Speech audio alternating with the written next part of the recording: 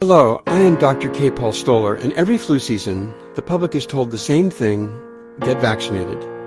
It's more important than ever. But what happens when the virus driving the outbreak isn't even covered by the vaccine being offered? Never mind the flu jab normally has limited efficacy.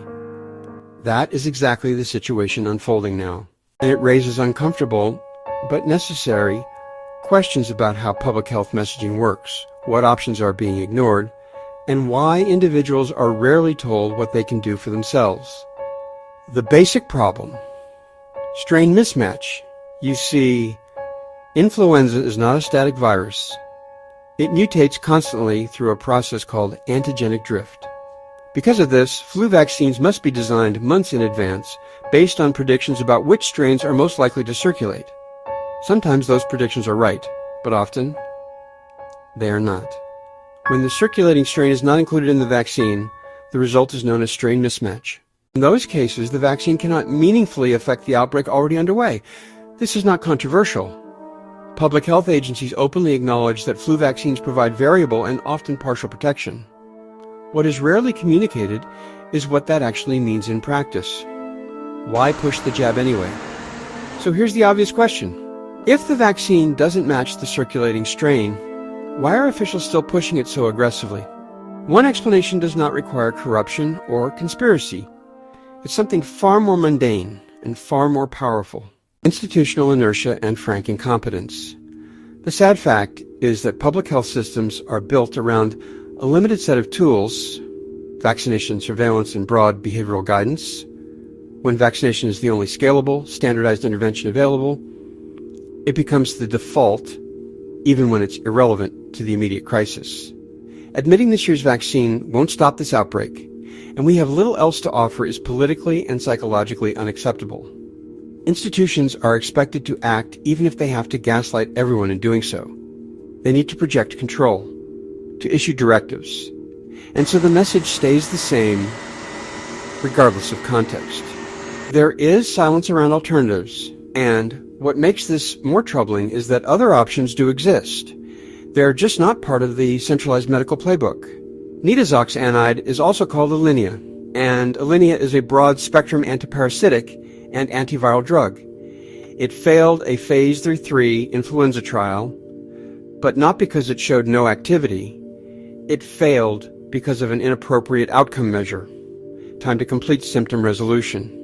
Multiple studies show that Alinea interferes with viral maturation, reduces symptom severity. When started early, may have preventive potential when taken prophylactically. Its effectiveness depends heavily on early use, ideally within the first 24 hours.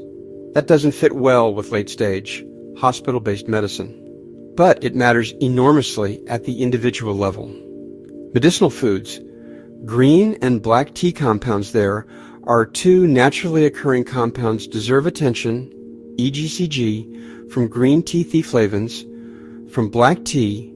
These polyphenols have been shown to interfere with hemagglutinin function, block viral entry act across multiple influenza A subtypes, including H and N class viruses.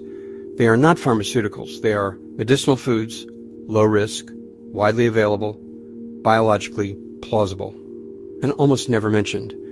Then there's vitamin D, arguably one of the most overlooked interventions in infectious disease. Enhances innate immune defenses, increases antimicrobial peptide production, reduces excessive inflammatory responses. Multiple studies and meta-analyses show that people with sufficient vitamin D levels are less likely to develop symptomatic respiratory infections, often experience milder illness if infected at higher, but still safe levels. Vitamin D may significantly reduce flu severity and risk, yet vitamin D optimization remains peripheral to public health strategy. Why aren't these discussed? The common thread is simple. None of these approaches are patent protected, generate major pharmaceutical revenue, are easily centralized or controlled fit cleanly into population-wide mandates. Public health systems favor interventions that are uniform, regulated, scalable, centrally managed. Individual level resilience does not fit that model. The cost of centralized thinking, the result is a dependency framework. The public is conditioned to wait for instructions rather than being educated on how to respond early, locally, and personally. When a mismatched vaccine is framed as essential and alternatives are ignored rather than evaluated, trust erodes. Not because people are anti-medicine, but because they can sense when messaging is disconnected from reality. A better model influenza outbreaks will always happen. Viral evolution guarantees it. No vaccine, especially a mismatched one, will eliminate that reality. A more honest and resilient approach would include transparent discussion of strain mismatch, clear explanation of what vaccines can and cannot do, education on immune health, and early intervention integration of low risk. Evidence-supported alternatives empowerment of individuals rather than exclusive top-down control. This isn't anti-medicine. It's medicine that respects reality. The current influenza outbreak isn't just a story about a virus. It's a lesson in how systems behave when they have only one answer and refuse to admit its limits. Decentralized medical knowledge doesn't weaken public health. It strengthens it.